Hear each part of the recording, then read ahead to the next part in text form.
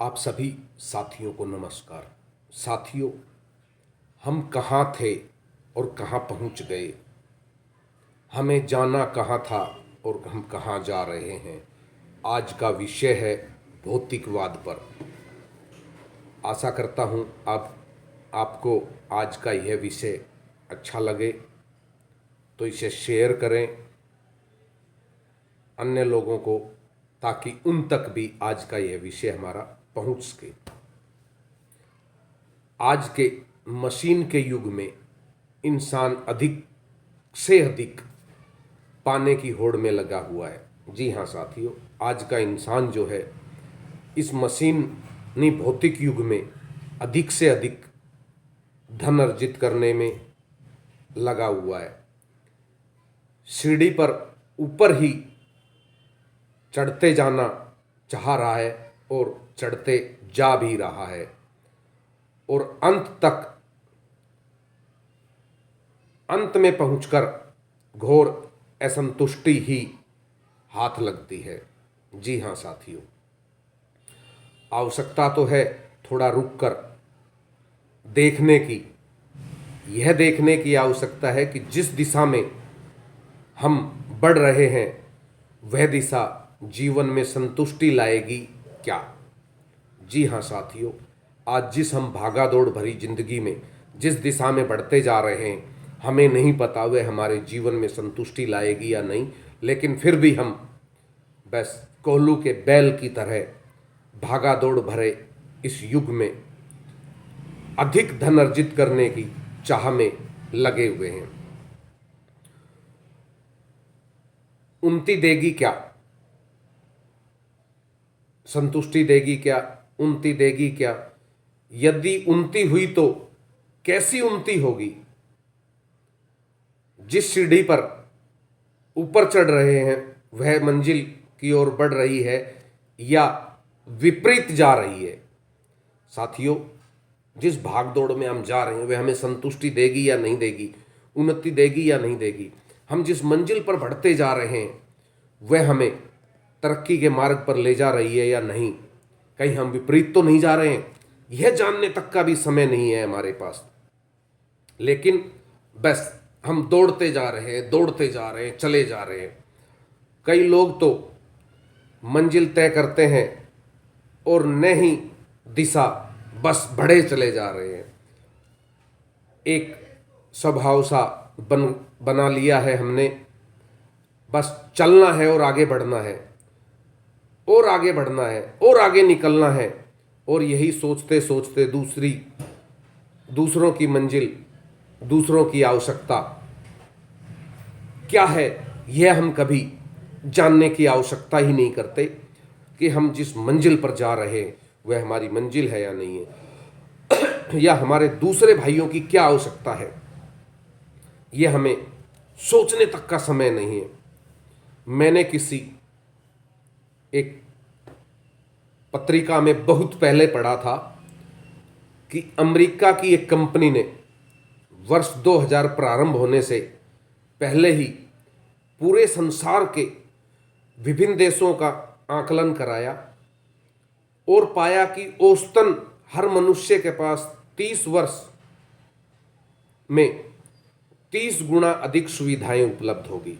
जी हाँ दोस्तों, अमेरिका की उस कंपनी ने वर्ष 2000 में एक सर्वे करवाया, एक आकलन करवाया।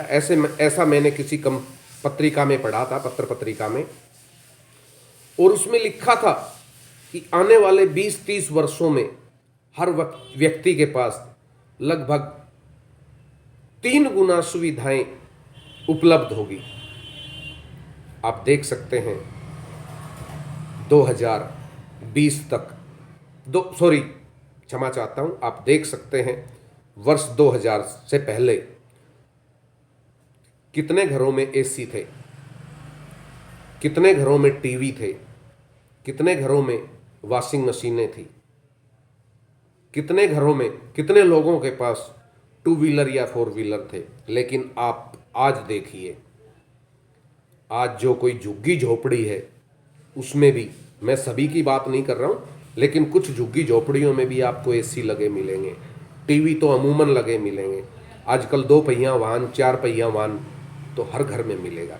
ये हमारे भौतिक सुख हैं जो उस कंपनी ने सर्वे कराया था और उसने पाया था कि 3 गुना लोगों के पास ज़्यादा होंगे। 30 वर्ष में, आने वाले 30 वर्षों में 3 गुना सुविधाएं उपलब्ध होंगी, अर्थात उसने 3 गुना बढ़ोतरी तो हुई, परंतु उसके साथ इसी अवधि में औसतन हर व्यक्ति का हंसना मुस्कुराना भी 50% कम हो जाएगा।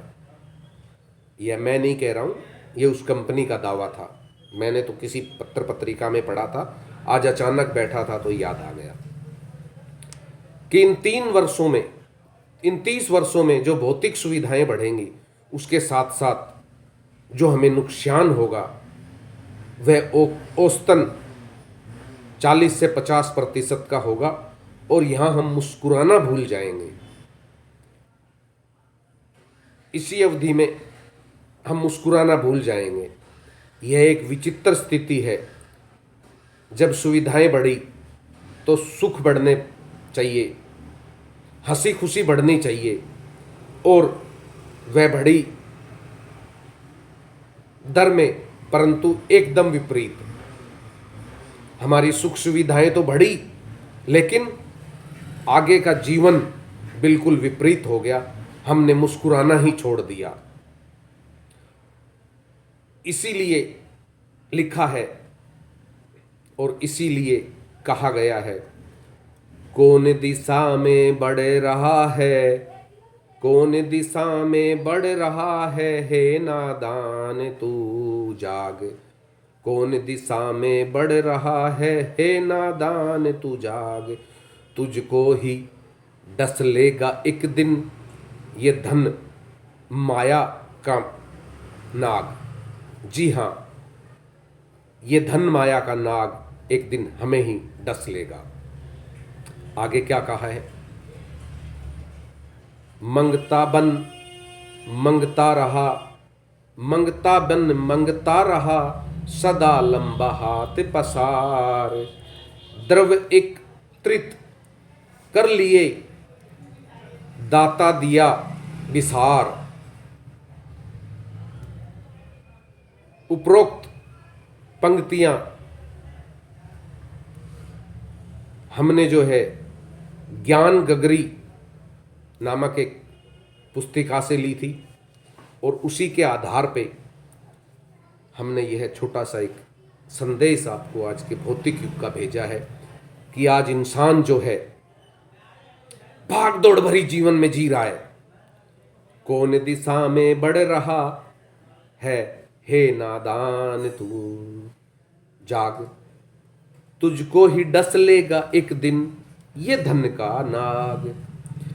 ममता मंगता बन मांगता रहा, पसार लंबे हाथ। द्रव्य एकत्रित किए, दाता दिया विसार। हमने धन तो एकत्रित कर लिया, लेकिन हम हंसना मुस्कुराना बोलना चालना सब भूल गए। आज आपने देखा होगा एक घर में 4 परिवार के सदस्य हैं, चारों ही आपस में अपने अपने मोबाइल फ़ोन लेकर मैसेज में या चलाने में लगे रहते हैं। घरों की हंसी चली गई है, घरों की मुस्कुराहट चली गई है। तो इसलिए जहाँ हमें भौतिक सुविधाएं मिली, वहीं हमें काफ़ी नुकसान भी उठाना पड़ा।